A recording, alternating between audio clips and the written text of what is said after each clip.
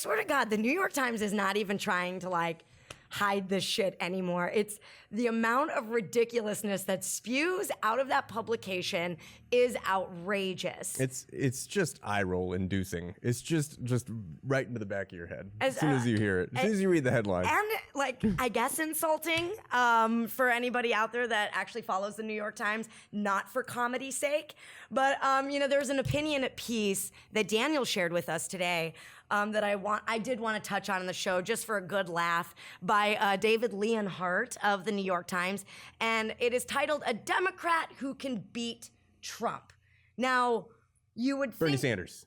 Well, yeah. Well, that's what I was going to say. Mm-hmm. Like, you would think it was the Democrat that has the most donations, record-breaking donations, right? We're told over and over and over again that money is speech. And then until a progressive candidate who breaks, like, fundraising records, then it has nothing to do with popularity. Yeah. Nothing at all. Did you see that video that Daniel was responding to? We posted it this morning with Steve Kornacki basically making that argument. It's like, that's like all they ever say is like, money is the only thing that can win elections, and you need to take the big corporate money because the more money that you have, the more you're going to win the elections. And Bernie has the most money. Money doesn't win elections. It really doesn't matter all that much. Did it really? That's amazing. Well, as I was reading the story, this is exactly what I was thinking, because of course I see that the New York Times has a headline that says that, and I'm like, well, they're not going to say it's Bernie because I know better now.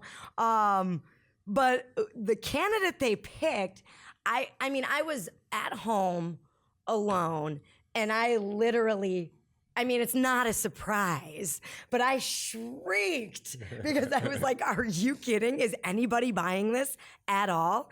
So, drum roll, please. Bill Maher's buying it.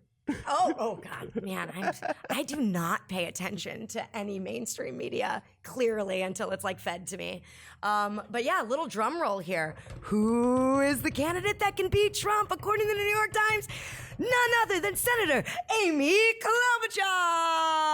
Yeah, because she excites people about stuff. Like, she at least talked about like some legislation in the last debate, but it's not even really all that good or interesting legislation. And the way she talked about it was about as dry as you could get. Well, I think she really runs, and it's really funny because I was at a party for New Year's Eve, and I was talking with somebody there who I became way too loud with and got asked to be quiet, who basically, and this is what Amy Klobuchar says, and this is what I hear her say all the time, is like, yeah, but I can pass things. Like, I can actually make things happen and pass legislation, alluding to that Bernie Sanders cannot, or somehow that's at least can't. What I hear, right?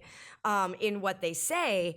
And that's just what I hear Amy Klobuchar saying over and over and over again. And it's really boring and not inspiring. And what she has done is not inspiring, and so I'm not really sure where they're getting this thought. Well, okay, no, but I do know where they're getting the thought process, I suppose, but it is really, I mean, they are reaching, dude. Yeah, it is a stretch. I mean, and they don't actually even, if I remember correctly, I mean, I read this earlier this afternoon, and you can't really totally count on my memory of everything, but I don't even think that they really mention a single policy that people are jazzed about in this article as to why she's going to win against Trump.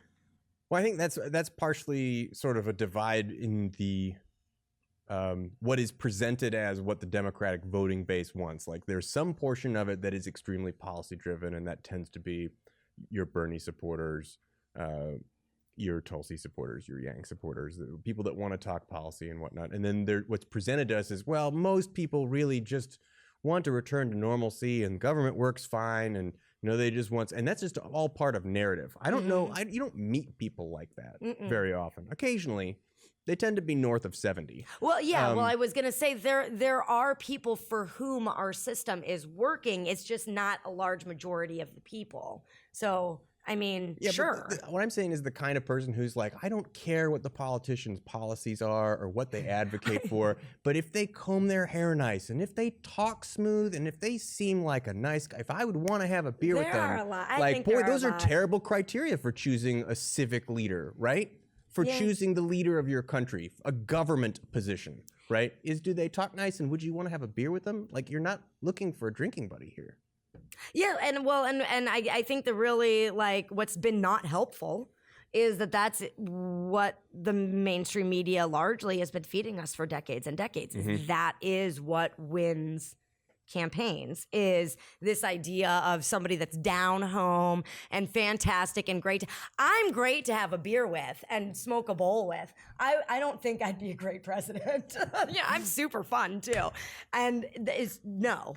You know, come smoke a bowl with us. It's great. Yeah. Don't let me run anything. Don't let me run anything except my own company where I made up all of my own rules. Yeah. Right.